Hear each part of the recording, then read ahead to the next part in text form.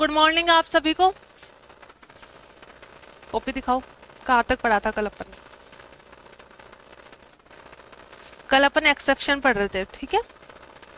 Conspicuous goods, conspicuous necessities, demand for necessities, given goods और speculative goods.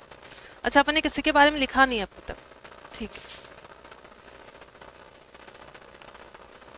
इस chapter में देखिए अपना एक बच्चा है, एक तो ये वाला, और एक बच्चा है rational of law of demand. बस यही बचा है, उसके बाद कंप्लीट अपना।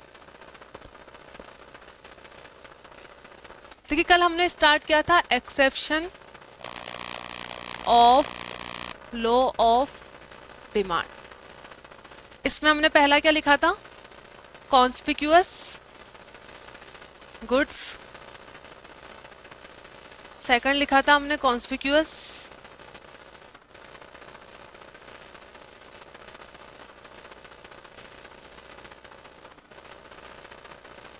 नेसेसिटीज, डिमांड फॉर नेसेसिटीज, और एक लिखा था हमने गिवन गुड्स, और एक और लिखा था फ्यूचर एक्सपेक्टेशन। हाँ, एक तो स्पेक्युलेटिव गुड्स भी था और एक फ्यूचर एक्सपेक्टेशन अबाउट प्राइस भी था। टोटल कितने लिखे थे हमने कल? 5 ही थे। एक उसमें ऐड और कर लीजिए, फ्यूचर एक्सपेक्टेशन अबाउट प्राइस।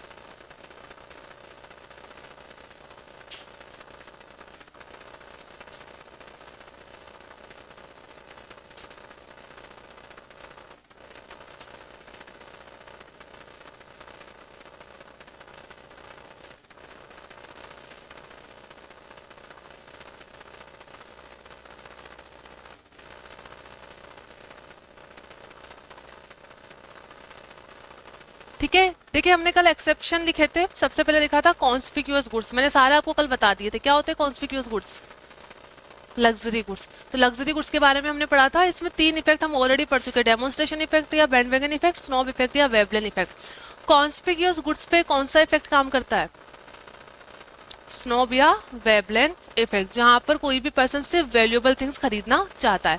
तो कोई भी पर्सन जिसके अंदर माइंड में मिसकंसेप्शन बन चुका है कि जिस चीज की प्राइस ज्यादा होगी उसकी यूटिलिटी क्या होगी, ज्यादा होगी, तो वो वही गुड्स को खरीदता है। तो इस केस में क्या होता है? प्राइस ज्यादा तो डिमांड ज्यादा, प्राइस कम तो demand come, which is the exception of law of demand. Because law of demand तो क्या बोलता है? प्राइस कम तो डिमांड ज्यादा, प्राइस ज्यादा तो डिमांड कम। लेकिन कॉन्स्पिक्यूअस गुड्स के केस में क्या होता है? दोनों में डायरेक्ट रिलेशन होता है। What is the conspicuous necessities? Good. वैसे तो वो लग्जरी गुड्स होते हैं, बट उनका सोसाइटी में इतना ज्यादा यूज होता है कि वो क्या बन चुकी है? नेसेसिटीज बन चुकी है। जैसे example fridge, AC, mobile phone, या और भी बताया था मैंने एक दो, एलईडी, मतलब टीवी के अंदर एलईडी टीवी। ठीक है, उसके बाद डिमांड फॉर नेसेसिटीज में देखा था, अगर किसी को मेडिसिन के लिए बोला जाए तो भले ही कितनी महंगी है, ठीक है, वो उसका कंजम्पशन करेगा ही करेगा। और ऐसा भी नहीं उसकी प्राइस कम रहेगी तो उसका ज्यादा कंजम्पशन करेगा। ठीक है, तो यहाँ पर भी प्राइस ज्यादा हो जाने पर डिमांड कम नहीं होगी, कॉन्स्टेंटली बनी रहेगी। एक फ्यूचर एक्सपेक्टेशन अबाउट प्राइस वाला हम ऑलरेडी लिख चुके हैं फैक्टर्स के अंदर, आपको याद होगा क्या था फ्यूचर एक्सपेक्टेशन अबाउट प्राइस के अंदर?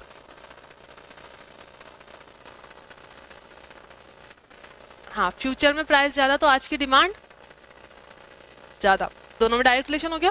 फ्यूचर में प्राइस कम तो आज की डिमांड कम, क्योंकि आज ना खरीद के कब खरीदेंगे? फ्यूचर में। गिवन गुड्स वाला हमें फिर से लिखना था। गिवन गुड्स क्या होते हैं? काइंड ऑफ इंफीरियर गुड्स जिनका कोई सब्सटीट्यूट अवेलेबल नहीं होता है। मैंने आपको वेन डायग्राम बताया था ना कल बना के, इसी क्लास में बताया था ना, मैं पूछ रही हूँ आपसे, क्योंकि एक्चुअली क्या मेरे सब में सेम चीजें चलती ना, तो कभी कभी मुझे थोड़ा सा ऐसा कंफ्यूजन हो जाता है कि किस क्लास में बताया था। चलो, वेन डायग्राम का मतलब आपको बताते क्या होता है। एक सब्जेक्ट होता है रीजनिंग, आपको पता होगा, आपके है भी तो सही, रीजनिंग तो है आपके, उसके अंदर वेन डायग्राम एक टॉपिक आएगा। वेन डायग्राम ऐसे होता है, मतलब ये टाइप है उसका, और भी कुछ, जैसे ही यहाँ पे लिख देंगे रैट और यहाँ पे लिख देंगे डॉग। इसका मतलब क्या हुआ? All dog are rat but all rat are not dog. That mean some rat are dog. मतलब जो भी ऐसे क्वेश्चन आते हैं उसके अंदर, पता है ना आपको ऐसे क्वेश्चन, कि आपको नहीं पता ये क्वेश्चन?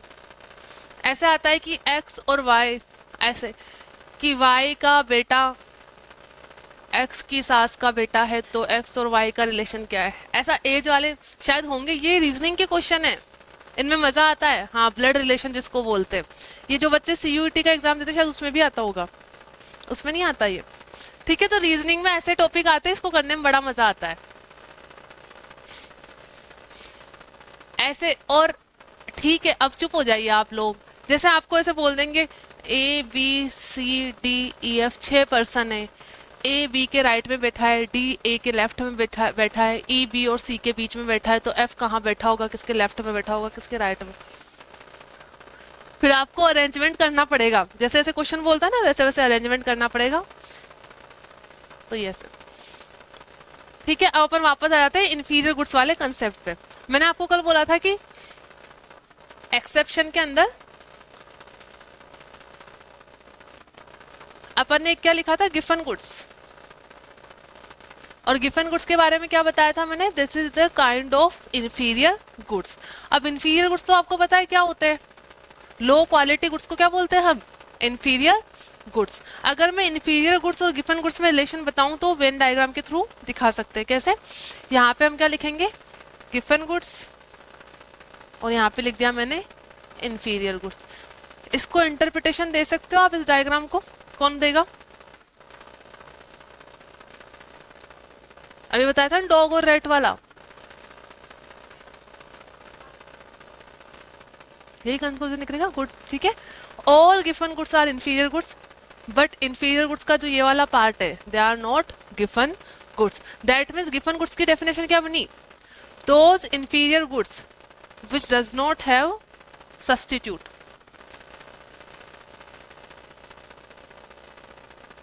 तो इसलिए अगर आपसे एग्जाम में पूछा जाए ना कि जो एक्सेप्शन होता है उसमें गिफन गुड्स आते हैं कि इन्फीरियर गुड्स आते हैं, इन्फीरियर गुड्स नहीं आते, गिफन गुड्स आते हैं। क्लियर है। और गिफन गुड्स में भी हम अभी देखेंगे कैसे प्राइस इंक्रीज हुई थी। कल मैंने आपको स्टोरी बता दी थी क्या, ये वाली यूके वाली नहीं बताई थी। ठीक है, अपन स्टार्टिंग से अब स्टार्ट करते हैं शुरू से। पहला अपन ने पॉइंट क्या लिखा था, कॉन्स्पिक्यूअस गुड्स, उसमें लिखिए एक्सेप्शन के अंदर फर्स्ट पॉइंट था हमारा कॉन्स्पिक्यूअस गुड्स। और कॉन्स्पिक्यूअस गुड्स का मतलब क्या होता है, luxury goods.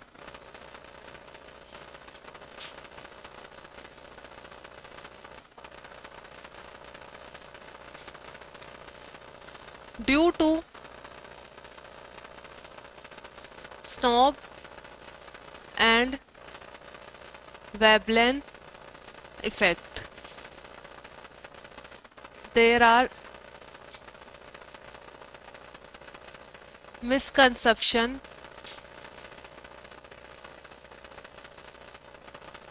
among some people that the goods which have higher price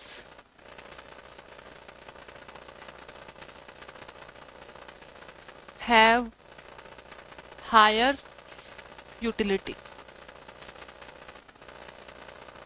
ठीक है, जिसकी प्राइस ज्यादा होती है उसकी यूटिलिटी भी ज्यादा होती है। बात क्यों कर रहे हो आप लोग, क्या हुआ, क्या हुआ, ठंड लग रही है।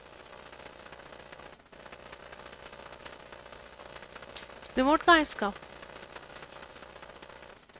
चलो वोट तो करवा लेते हैं। कौन कौन चाहता है एसी बंद कर दे, एक दो। ये क्या हो रहा है, आपको ठंड लग रही थी ना, अभी तो बोला था। ये तो देखो एसी के नीचे ही बैठा है, फिर भी इनको ठंड नहीं लग रही। नहीं करना बंद, इसको ना इंक्रीज कर देते थोड़ा सा। ठीक है, प्राइस है higher utility. So, due to this effect, the people buy more quantity of that goods when price increases। इसके एग्जाम्पल क्या होंगे, कल बताए थे मैंने, बताइए कि जिसकी प्राइस इंक्रीज हो जाने पर डिमांड और ज्यादा इंक्रीज हो जाएगी। क्या थे? डायमंड और इसके अंदर नहीं, डायमंड और गोल्ड होंगे ना उनकी। मैंने आपको ये बताया था डायमंड की वैल्यू अपने आप में किस लिए, क्योंकि वो बहुत कॉस्टली है।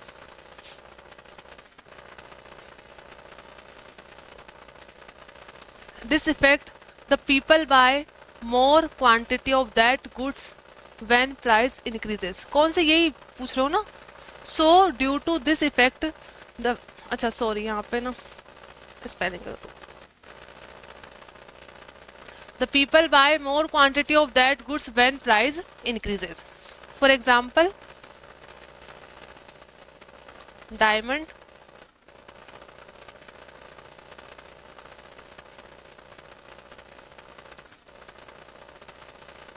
and gold. Next लिखिए conspicuous necessities.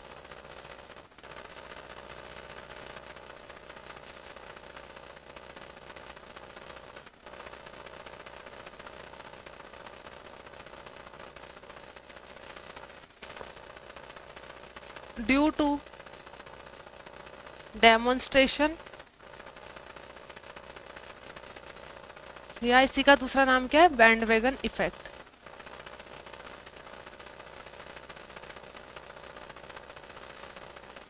Due to demonstration and bandwagon effect, some people buy those goods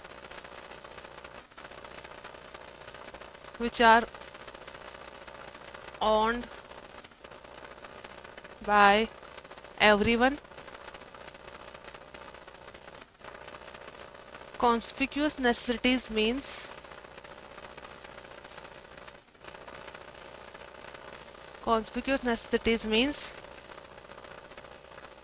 these are goods of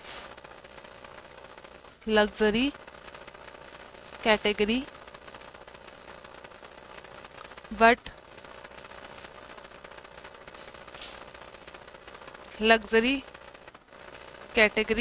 but due to their mass consumption, mass मतलब बहुत ज़्यादा, mass या large scale consumption, these goods become necessity of society.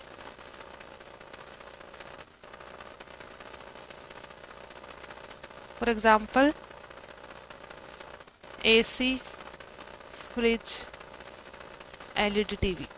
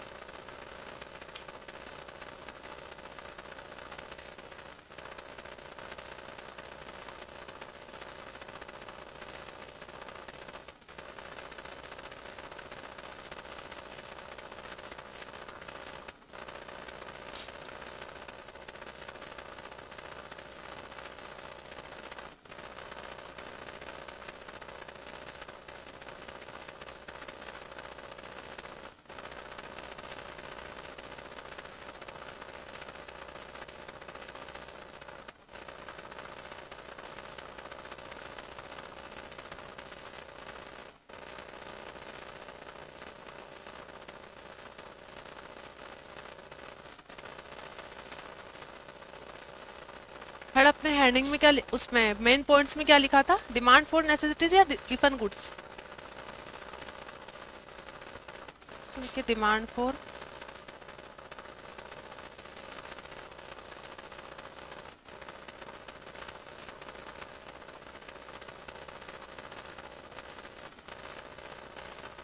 these goods demand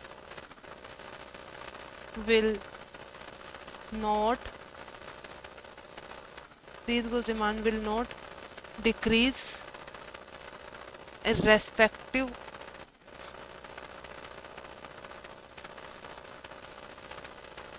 of increase in prices. Prices में increase हो जाएगा तब भी इसकी डिमांड चेंज नहीं हो. For example life saving medicine.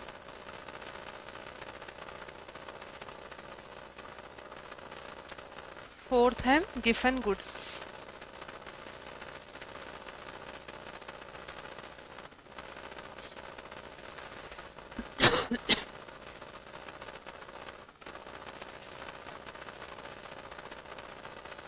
Given goods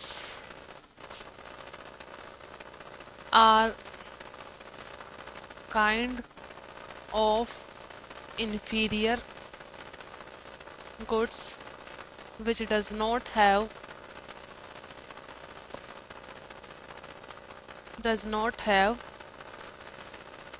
substitute.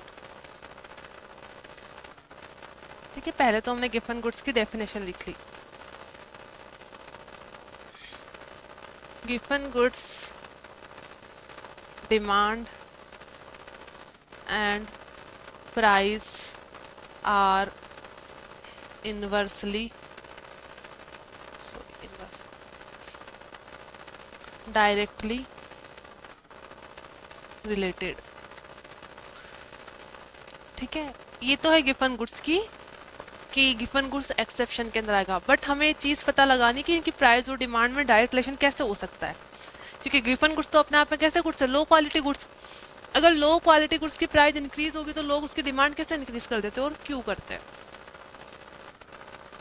ये तो आपके उसमें भी तो होता है, 12th में होता है ना शायद ये गिफन गुड्स वाला. तो आप में से कौन बताएगा how Giffen goods are exception of law of demand. सबने 12th में पढ़ा होगा, आपने नहीं पढ़ा? आता है ना एक्सेप्शन के अंदर, या 11th में पढ़ा होगा? 11th में पढ़ा होगा. याद है किसी को?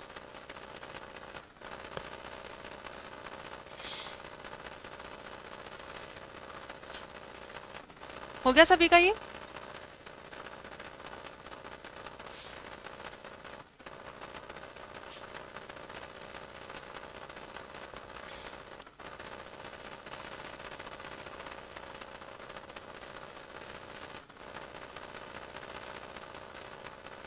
क्या हो, थक गए लिखते लिखते? बहुत लिखा था क्या पहले वाली क्लास में इतना? अच्छा, इसलिए हो गया ना आप सभी का?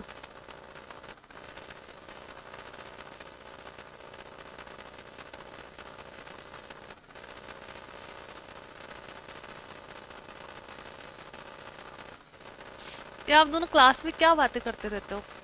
ये दोस्त ये कब से स्कूल से दोस्त है? ऐसे ही साथ में बैठते थे स्कूल में भी ऐसे ही, और आप दोनों भी साथ में बैठते थे और वो दोनों, ऐसा है? या वो दोनों तो शुरू से ही है बैक बेंचर? कितने परसेंटेज बन जाएगी अभी 12th में? किसके 90% बनने की कि हाँ मेरे तो 90% बनेंगे. 80 और 80 से 90 के बीच में वो तो बन ही जाएंगे ना सबके. 80 से 90 के बीच में तो इतने तो लेके आओगे. सीबीएसई में वैसे आप सब सीबीएसई से होंगे, एक दो बच्चों को छोड़ के. सीबीएसई में तो 90 अबाव नहीं बनते, तब तक लोग कुछ मानते ही नहीं है ना. चलिए इसको समझते हैं गिफन गुड्स को.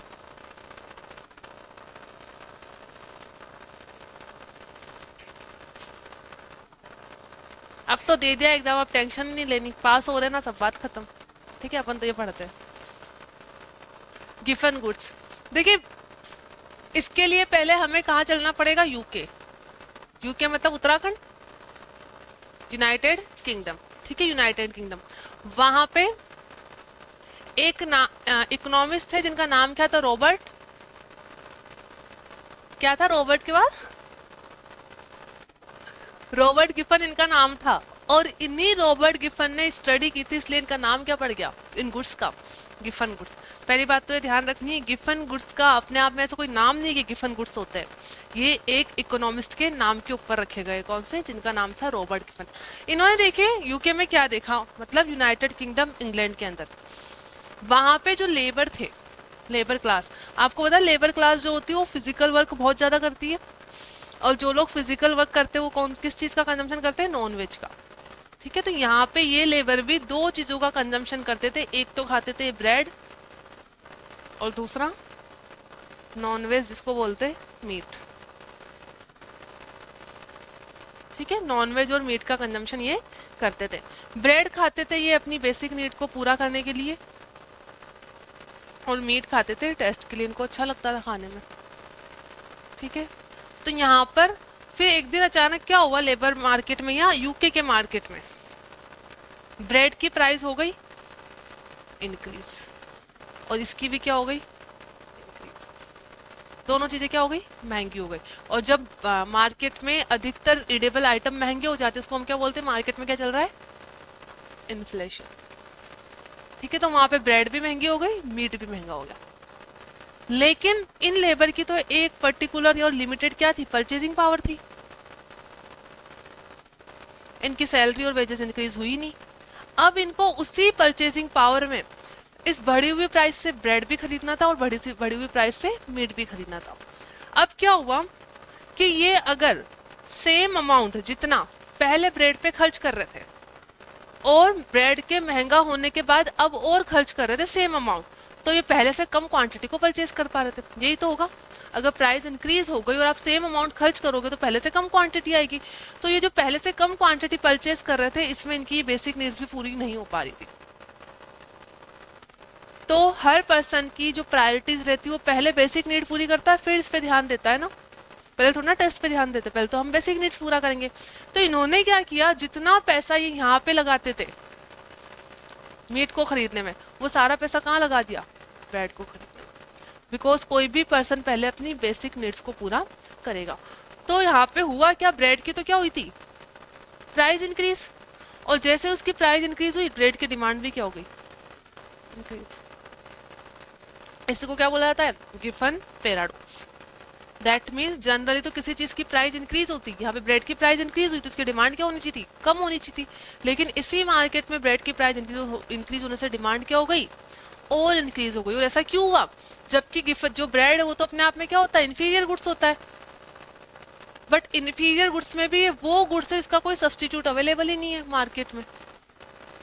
और जिस चीज का सब्सटीट्यूट अवेलेबल नहीं, जैसे अगर ब्रेड की प्राइस इंक्रीज हुई तो ये हो सकता था कोई दूसरी चीज खरीद ले खा ले, लेकिन ब्रेड का तो कोई सब्सटीट्यूट अवेलेबल ही नहीं है मार्केट में। अगर ये गेहूं पे शिफ्ट होते हैं, ठीक है, गेहूं की रोटी भी तो खा सकते थे, ठीक है, लेकिन आपको पता होगा कि जो यूके इधर ये कंट्रीज है, यूएसए, वहाँ पे लोग गेहूं की रोटी कम खाते हैं, ब्रेड ये चीजें वो ज्यादा कंज्यूम करते हैं, नॉर्मल पीपल भी, ठीक है। तो यहाँ पे क्या हुआ, अगर ये समझ लीजिए गेहूं की रोटी पे भी शिफ्ट होते तो तब भी व्हीट तो ब्रेड के कंपेरिजन में बहुत ही महंगा था, वहां तो ये जा ही नहीं सकते थे। तो इन्होंने क्या करा, ब्रेड की ही प्राइस जो इंक्रीज हुई थी उसके बावजूद ब्रेड की ही डिमांड क्या कर दी, इंक्रीज कर दी, बिकॉज ब्रेड का कोई नियर बाय सब्सटीट्यूट अवेलेबल नहीं था जिसको ये क्या कर ले, कंज्यूम कर ले। तो ब्रेड होता है इंफीरियर गुड्स है, बट ये वो इंफीरियर गुड्स है इसका कोई क्लोज सब्सटीट्यूट अवेलेबल नहीं था, इसलिए इसकी प्राइस इंक्रीज हो जाने के बाद भी इसकी डिमांड क्या हो गई थी, इंक्रीज हो गई थी। और इसी को क्या बोलते हैं, गिफन पैराडॉक्स। क्लियर हो गया।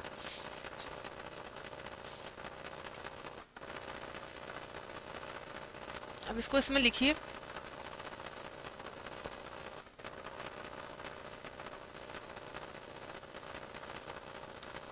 a study was study या research was conducted in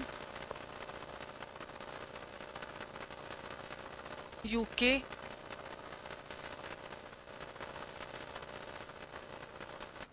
regarding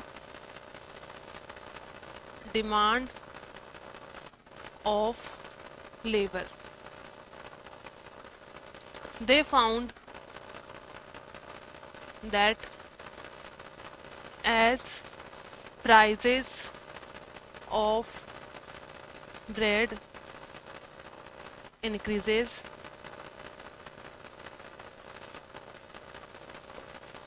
demand for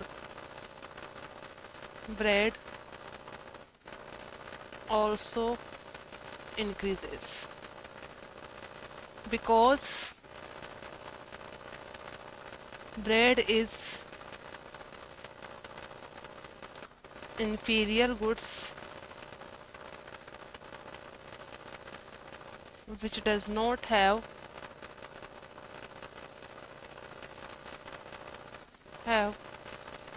close substitute. ठीक है, इसके कोई क्लोज सब्स्टिट्यूट नहीं होते.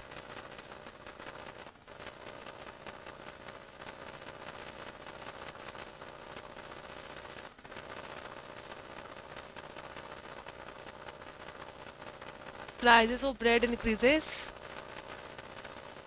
Demand for bread also increases. तो दोनों में डायरेक्ट रिलेशन हो गया. प्राइस ज़्यादा तो डिमांड भी ज़्यादा, which is against the law of demand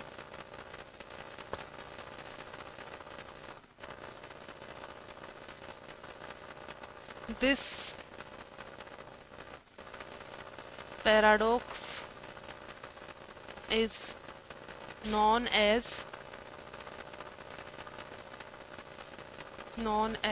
Giffen. This paradox is known as a Giffen paradox.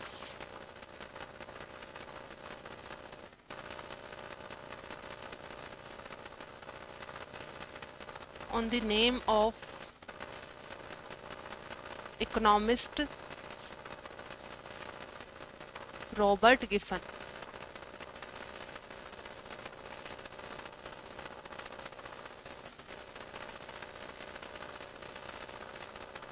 ठीक है, तो ये गिफन पैराडॉक्स कंप्लीट हो गया.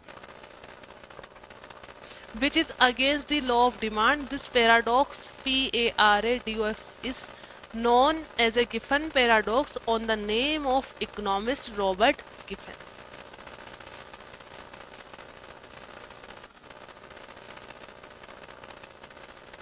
ठीक है, तो आपके एक्सेप्शन वाला MCQ आएगा, उसमें आपका इंफीरियर गुड्स भी लिखा हुआ रहेगा, गिफन गुड्स भी लिखा हुआ रहेगा, बट इंफीरियर गुड्स एक्सेप्शन नहीं होते. कौन से होते हैं? गिफन गुड्स होते हैं. और क्या लिखा था हमने एक्सेप्शन में? बस एक future expectation about price last में ऐड कर लो. स्पेक्युलेटिव गुड्स बाकी है ना, पहले वो लिखिए. स्पेक्युलेटिव. अच्छा, कल हम शायद गैम्बलिंग और स्पेकुलेशन के बारे में बात कर रहे थे. What is speculation? और कहाँ पे कर सकते हैं स्पेकुलेट शेयर मार्केट के अलावा? कल मैंने आपको गैम्बलिंग के बारे में बताया था क्या? What is gambling? क्या होती है? हाँ, ड्रीम 11 क्या है? गैम्बलिंग. आप में से कोई करता तो नहीं है गैम्बलिंग? कौन खेलता है ड्रीम 11? टीम कौन बनाता है ड्रीम 11 पे? कोई नहीं बनाता.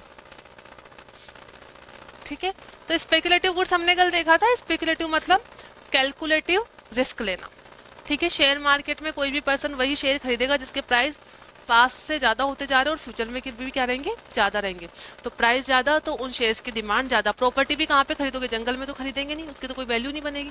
ऐसी जगह ऐसी लोकेशन पे प्रॉपर्टी खरीदते जिसके प्राइस आज भी ज़्यादा और फ्यूचर में भी ज़्यादा होंगे. तो रियल एस्टेट सेक्टर हो गया या शेयर मार्केट हो गया, दोनों ही जगह जिस चीज़ की प्राइस ज़्यादा होगी उसकी डिमांड भी क्या हो जाएगी? ज़्यादा हो जाएगी. ठीक है, तो स्पेकुलेशन में लिखिए. स्पेकुलेशन मीन्स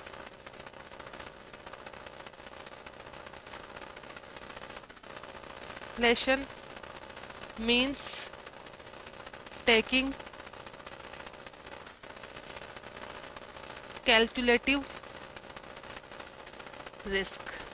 अगर आप कैलकुलेटिव रिस्क लेके करोगे तो दैट इज स्पेकुलेशन, और बिना कैलकुलेटिव रिस्क के अपना माइंड लगाए, बिना बिना किसी स्किल्स का यूज करे जो भी स्पेकुलेशन होता है उसको स्पेकुलेशन नहीं गैम्बलिंग बोलते हैं।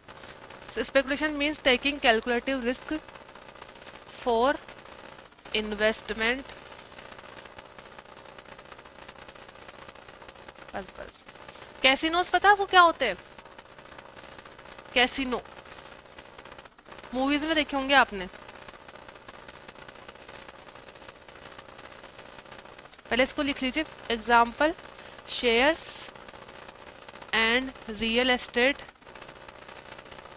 सेक्टर। रियल एस्टेट मतलब प्रॉपर्टी वाला।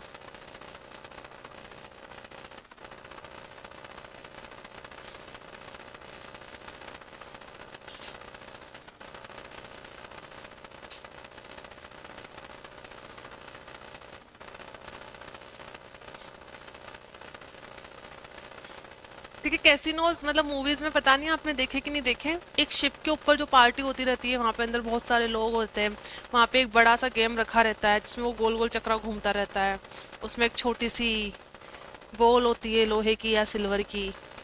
ठीक है, उस मूवीज में दिखाया जाता है, उसमें कुछ लोग चीटिंग कर लेते हैं, उसमें जो नंबर बोला रहता है उसके नीचे नीचे मैग्नेट लगा देते हैं और वो बॉल वहीं जाके रुकती है बार बार।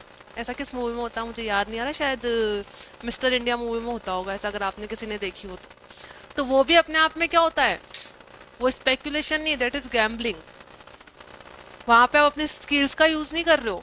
आपने नॉर्मल देखा है कभी यहाँ पे अपने आसपास कैसीनोज में? या होता ही नहीं है, वो वाला गेम अलाउ ही नहीं खेलना। वो कहाँ पे अलाउ है? आउटसाइड इंडिया अलाउ है, और जो मतलब इंडियन टेरिटरी पे अलाउ नहीं है। लेकिन जो गोवा के अंदर है, जो शिप जहाँ पे चलता है सी के अंदर, तो सी मतलब होता तो इंडिया का पार्टी है लेकिन वो लैंड नहीं है, वो वाटर है। तो इंडिया की लैंड पे that game is not allow, जो कैसीनो के अंदर खेला जाता है। इसलिए उसको जनरली शिप में, जो भी शिप में जो वो बने रहते हाउस पार्टी काइंड ऑफ, वहीं पे वो गेम अलाउ होता है। क्यों? Because that is illegal. तो इलीगल एक्टिविटी है तो इंडिया के पानी पे कर लो लेकिन लैंड पे मत करो। कुछ लॉजिक बना इसका, लेकिन ऐसा अलाउ कर रखा है, पता नहीं क्यों कर रखा है।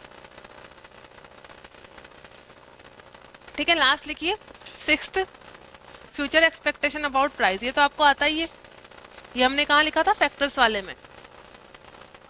तो ये आप अपने आप लिख लोगे, फ्यूचर एक्सपेक्टेशन अबाउट प्राइस। यहाँ पे डायरेक्ट रिलेशन कैसे रहेगा? अगर फ्यूचर की प्राइस ज्यादा तो करंट की डिमांड क्या हो जाएगी? ज्यादा की कम? ज्यादा होगी ना, क्योंकि आप फ्यूचर में ना खरीद के आज ही स्टॉक कलेक्ट कर लोगे। फ्यूचर में अगर प्राइस कम होगी तो आप आज की डिमांड को फ्यूचर में पोस्टपोन कर दोगे, तो करंट की डिमांड क्या हो जाएगी? कम।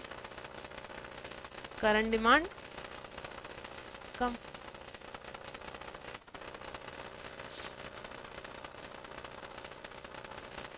ठीक है, एक फेस्टिवल वाला एग्जांपल ले सकते हो। अगर आपको आज कोई चीज़ खरीदनी है लेकिन आपको पता लग गया कि फ्यूचर में फेस्टिवल आएगा तो डिस्काउंट मिलेगा, तो आप आज ना खरीद के कब खरीदोगे? फ्यूचर में।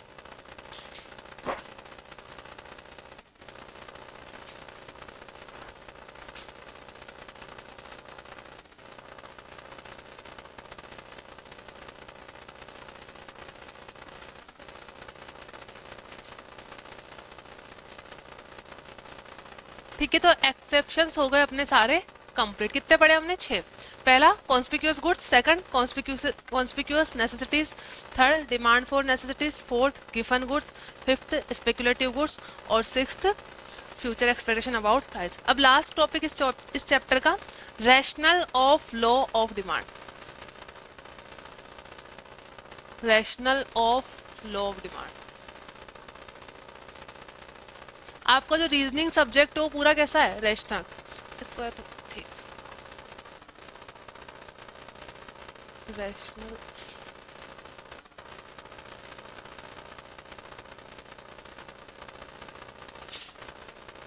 जैसे रीजनिंग जो सब्जेक्ट होता है, रीजनिंग का मतलब क्या होता है? लॉजिक। ठीक है, और रैशनलिटी का मतलब भी क्या होता है? लॉजिकल। तो रीजनिंग पहली बात तो ये कोई सब्जेक्ट नहीं होता, वो तो हर इंसान को आना चाहिए। तो ये हमारा एजुकेशन सिस्टम है जिसको रीजनिंग पढ़ा, मतलब एजुकेशन सिस्टम ऐसा है कि जहाँ पे रीजनिंग पढ़ाई नहीं जाती, जबकि रीजनिंग एक ऐसा सब्जेक्ट है जो 6, 7, 8, 9, 10, 11, 12 सारे बच्चों को आना चाहिए। जैसे ब्लड रिलेशन हो गया, किसको कहाँ बिठाना है, अरेंजमेंट, जहाँ पे कोई लॉज नहीं लगते वहाँ पे आपको कोई फॉर्मूला नहीं रटना है, वहाँ पे आपको दिमाग लगाना है। तो आप जब रीजनिंग पढ़ोगे आपको मजा आएगा। यहाँ पे बताने का उसका पर्पज ये था, लॉ ऑफ डिमांड हम सबको पता है, क्या बोलता है, प्राइस ज्यादा तो डिमांड कम, प्राइस कम तो डिमांड ज्यादा। अब हमें इसको क्या करना है, प्रूफ करना है, उसी को क्या बोलते हैं, रैशनल। आपको ऐसे लॉजिक देने जिससे प्रूफ हो जाए क्या कि इन दोनों में इनवर्स रिलेशन ही हमेशा क्यों होता है, उसको बोलते हैं रैशनल या logics of law of demand. तो पहला लिखिए आप इसके अंदर,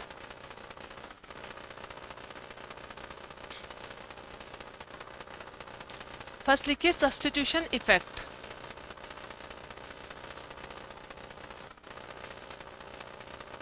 पहला जो लॉजिक पढ़ेंगे हम पढ़ेंगे सब्स्टिट्यूशन इफेक्ट, सेकंड हम पढ़ेंगे इनकम इफेक्ट, और इन दोनों को मिला के बोलते हैं प्राइस इफेक्ट। ठीक है, लेकिन हम इसको अलग अलग पढ़ेंगे। Substitution effect. थर्ड लिखिए utility maximising behaviour of consumer. एक हम पढ़ेंगे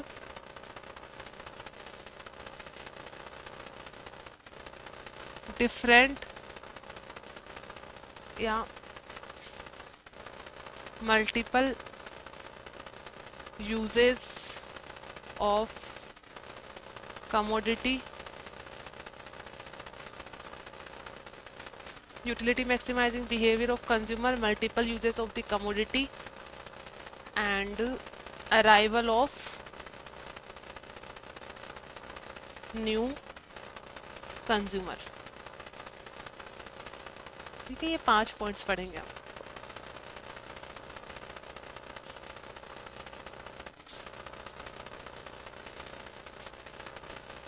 ये सारे क्या है, रैशनल।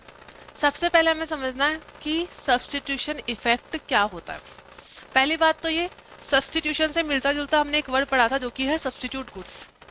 तो सब्स्टिट्यूशन इफेक्ट सिर्फ उन गुड्स पे काम करेगा जिसके क्या अवेलेबल है, सब्स्टिट्यूट अवेलेबल है। अब यहाँ पे हमें प्रूफ करना है क्या, कि प्राइस ज्यादा तो डिमांड कम हो जाती है और प्राइस कम तो डिमांड ज्यादा हो जाती है। ठीक है, इसको देखिए पहले, ये सभी नोट कर लिए सारे पॉइंट्स, हो गया नोट। देखिए पहला इफेक्ट है सब्स्टिट्यूशन इफेक्ट। अब इसमें हम सब्स्टिट्यूट गुड्स के एग्जांपल लेंगे। तो सब्स्टिट्यूट गुड्स कौन से गुड्स होते हैं,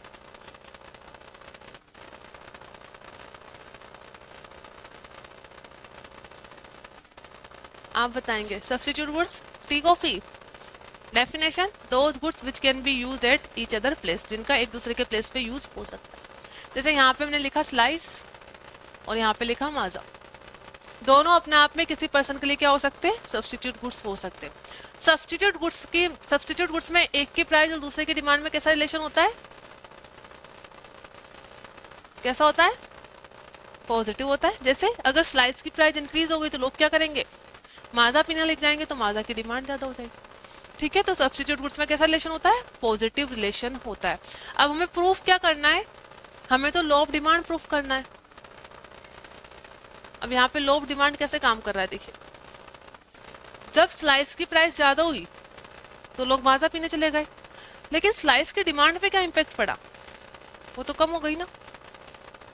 तो यहाँ पे हो गया इनवर्स रिलेशन, बिकॉज स्लाइस का सब्स्टिट्यूट अवेलेबल था, इसलिए इसकी प्राइस इंक्रीज होते ही लोग वहां शिफ्ट हो गए, तो स्लाइस की डिमांड तो क्या हो गई, कम हो गई। इसका उल्टा भी हो सकता है, अगर स्लाइस की प्राइस क्या हो जाए, डिक्रीज हो जाए, तो जो लोग माजा पीते थे वो क्या पीने लग जाएंगे, स्लाइस, तो स्लाइस की डिमांड क्या हो जाएगी, ज्यादा। अगेन देखिए प्राइस और डिमांड में कैसा रिलेशन, इनवर्स रिलेशन। तो जब सब्स्टिट्यूट गुड्स में रिलेशन देखते हैं तो दो गुड्स को साथ में देखते हैं, बट लॉ ऑफ डिमांड तो हमें अभी एक गुड्स पे प्रूफ करके बताना है। तो जब दो गुड्स जिन गुड्स के सब्सटीट्यूट्स अवेलेबल होते हैं वहाँ पे सब्सटीट्यूशन इफेक्ट काम करता है। जैसे ही एक गुड्स की प्राइस इंक्रीज होगी, लोग उसका सब्सटीट्यूट गुड्स कंज्यूम करने लग जाएंगे, तो उसकी डिमांड तो इंक्रीज हो जाएगी, लेकिन जिस गुड्स की प्राइस इंक्रीज हुई उसकी खुद की डिमांड क्या हो जाएगी, कम हो जाएगी। तो ये क्या प्रूफ हो गया हमारा, लॉ ऑफ डिमांड। ठीक है, पहले इसको लिखिए सब्सटीट्यूशन इफेक्ट को।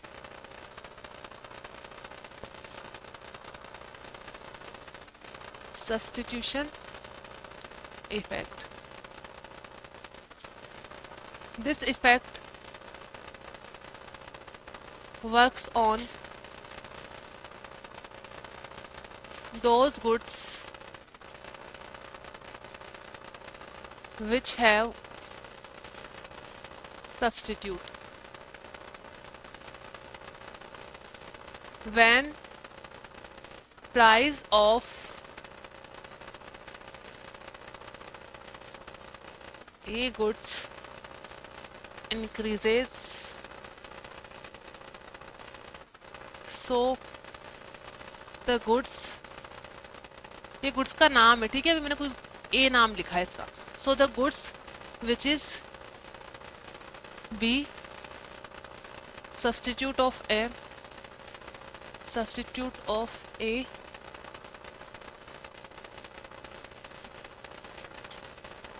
its demand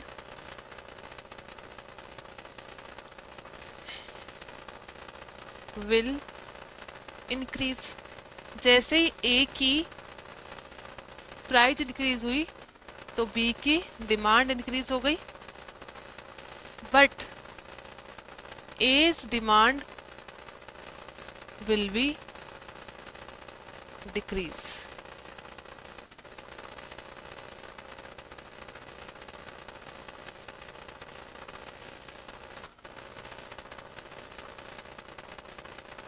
जैसे टी और कॉफी लिख लीजिए, टी की प्राइस ज़्यादा तो कॉफ़ी की डिमांड हो जाएगी ज़्यादा, बट खुद की टी की डिमांड क्या हो जाएगी, कम। और टी की डिमांड कम क्यों हुई थी, क्योंकि इसका सब्स्टिट्यूट कॉफ़ी अवेलेबल था।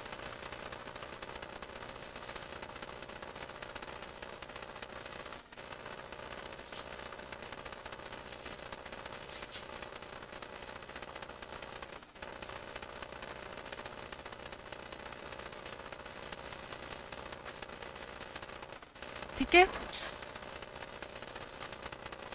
सेकंड देखिए, सेकंड लिखा है हमने इनकम इफेक्ट। इसको समझ लीजिए, इसको लिखेंगे कल। Income effect. ये बच्चे कॉपी पेन फेंक क्यों रहे, इतने गुस्से में मन कर रहे हो जैसे कि कल वापस खोलनी है। इनकम इफेक्ट, देखिए इनकम इफेक्ट का मतलब यहाँ पे किससे है, परचेजिंग पावर से। इसको एक एग्जाम्पल से समझते हैं। आपकी मम्मी ने आपको 100 रुपये दिए, आप बहुत ईमानदार बच्चे हो, 100 रुपये दिए और क्या बोला, टमाटर लेके आओ सब्जी मंडी जाके। तो कोई लाता है ऐसे, मम्मी का काम करता है सब्जी लाने का, करते हो आप लोग, गुड, जो बच्चे करते हैं। तो आपको 100 रुपये दिए मम्मी ने टमाटर लाने के लिए, क्या भाव चल रहे, टमाटर का भाव क्या है, 50 रुपये किलो, 40 चल रहा है। तो 100 रुपये में कितने आ जाएंगे, 2.5 किलो, 2.5 किलो आ जाएंगे।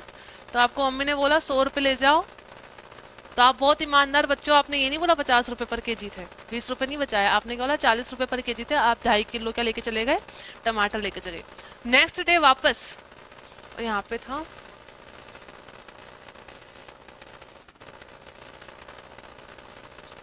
नेक्स्ट डे भी मम्मी ने आपको बोला कि 100 रुपये दिए, और बोला नेक्स्ट डे तो नहीं, एक दिन में 2.5 किलो खत्म होंगे नहीं, 3-4 दिन बाद दिए होंगे, बोला टमाटर लेके आओ। बट नेक्स्ट टाइम आप कितने लेके आए, 2 केजी। इस बार भी आपको कितने रुपए मिले थे, 100 रुपये, और इस बार भी आपको क्या ही बोला था, टमाटर लाने का। बट इस बार आप 2 केजी क्यों लेके आए, क्योंकि इस बार प्राइस क्या हो गई थी, 50 रुपये पर केजी। तो यहाँ पे हुआ क्या, जैसे ही प्राइस क्या हुई, इंक्रीज, डिमांड क्या हो गई, डिक्रीज। ऐसा क्यों हुआ, जैसे यहां पर आपको 100 रुपये मिले थे, आप 100 रुपये में 2.5 केजी की क्वांटिटी लेके आते थे, ठीक है, ये आपकी परचेजिंग पावर थी। जैसे ही यहाँ पे आपको पता लगा मार्केट में 50 रुपये पर केजी के हो गए, और आपको 100 रुपए मिले, तो यहाँ पे आपकी परचेजिंग पावर डिक्रीज हो गई। और परचेजिंग पावर डिक्रीज हुई, इसका मतलब अल्टीमेटली आपकी इनकम क्या हो गई? कम। कितने रुपए से इनकम कम हो गई यहाँ पे आपकी? बताइए यहाँ पे कितने रुपए से आपकी इनकम कम हुई है? इसको आप कैसे निकालोगे? अगर इस 2 kg को आपको इतने रुपए में खरीदना होता तो आपको कितने रुपए मिल जाते? 80 रुपए में। बट आज आपको वही क्वांटिटी खरीदने के लिए कितने रुपए देने पड़े? 100 रुपए। तो आपकी इनकम कितने रुपए से डिक्रीज हो गई? 20 रुपए से। तो इस वजह से तो क्या हुआ, जैसे ही 40 से 50 रुपए पर केजी हो गए, आप सेम 100 रुपीज में इसकी 2 kg क्वांटिटी खरीद पाए। या इसका वाइस वर्सा भी कर सकते हो। आपकी ओरिजिनल प्राइस कितनी थी? 50 रुपए पर केजी। इसको उल्टा करके देख लो। आपको मम्मी ने 100 रुपए दिए, आप गए मार्केट में 50 रुपए पर केजी टोमेटो मिल रहे थे, आप 2 kg घर लेके चले गए। ठीक है, 4-5 दिन बाद वापस आपको 100 रुपए दे के मार्केट भेजा। अब यहाँ पर जो टमाटर थे उनकी प्राइस क्या हो गई? कम हो गई। तो आपने क्या सोचा, अगर मैं 2 kg लूंगा तो 80 रुपए में ही आ जाएंगे। तो आप ईमानदार बच्चे हो, आपने बोला कि नहीं 100 रुपए दिए तो 100 रुपए के पूरे क्या लेके जाऊंगा? टमाटर लेके जाऊंगा। तो आपने दुकानदार को क्या बोला कि पूरे 100 रुपए के जितने आते उतने दे दो। तो यहाँ पर जैसे ही प्राइस कम हुई तो आपकी परचेजिंग पावर क्या हो गई? इंक्रीज की डिक्रीज? इंक्रीज हो गई। आपकी इनकम इंक्रीज हो गई कितने रुपए से? 10 रुपए पर केजी से इंक्रीज हुई ना। तो टोटल कितने से इंक्रीज हुई? आपको 2 kg खरीदने थे तो 20 रुपए से आपकी हो गई इंक्रीज। यहाँ पे आप उसको क्या बोलते हो? पूरे 100 रुपए के दे दो। पूरे 100 रुपए कितने आएंगे? 2.5 kg। तो अगेन जैसे ही प्राइस क्या हुई? डिक्रीज। आपकी डिमांड क्या हो गई? इंक्रीज। ठीक है, तो ये क्या है? Rational of law of demand. इसको क्या बोलते हैं हम? Income effect. इनकम इफेक्ट का मतलब सैलरी के इंक्रीज या डिक्रीज होने से नहीं है, इसका मतलब है परचेजिंग पावर के इंक्रीज होने या डिक्रीज होने से। परचेजिंग पावर इंक्रीज हुई, अल्टीमेटली आपकी इनकम उतने रुपए से इंक्रीज हो गई। परचेजिंग पावर डिक्रीज हुई, इसका मतलब अल्टीमेटली उतने रुपए से आपकी इनकम डिक्रीज हो गई। परचेजिंग पावर इंक्रीज होती तो पर्सन क्या करता है? सेम कमोडिटी की ज्यादा क्वांटिटी खरीद लेता है। जैसे आप टी शर्ट खरीदने गए घर में पहनने के लिए, एक टी शर्ट कितने रुपए का था? 400 रुपए का था। आप 2 टी शर्ट खरीदे थे, 2 की प्राइस कितनी हो गई? 800। लेकिन आपको शॉपकीपर क्या बोलता है, अगर आप 3 खरीदते हो तो आपको कितने रुपए में दे देंगे? 1000 में। ऐसा होता है ना, बहुत जगह कॉम्बो मिलता है।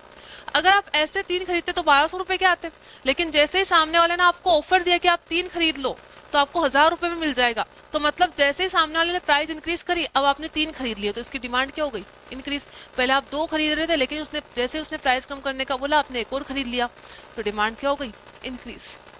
तो इसको क्या बोलते हैं? Income effect. मतलब जैसे ही सामने वाला डिस्काउंट देता है या प्राइस कम हो जाती है तो आपका अल्टीमेटली डायरेक्ट इम्पैक्ट किसके ऊपर पड़ता है? परचेजिंग पावर के ऊपर। ठीक है, बाकी का अपन कल पढ़ेंगे।